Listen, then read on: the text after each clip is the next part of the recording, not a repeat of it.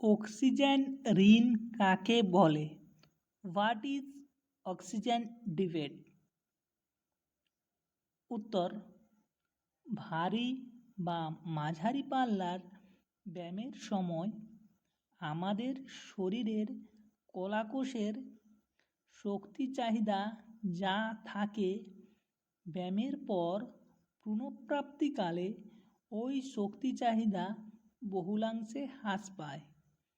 কিন্তু শক্তি চাহিদা কমে গেলেও অক্সিজেন চাহিদা বেশ কিছু সময় যাবৎ উচ্চমাত্রায় থাকে।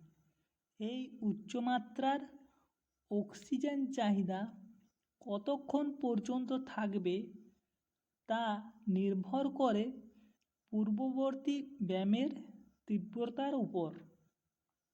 পুনঃপ্রাপ্তিকালে শরীরের স্বাভাবিক চাহিদা মাত্রা থেকে যতটা বেশি অক্সিজেন ব্যবহার করা হয় তাকে অক্সিজেন ঋণ বা O2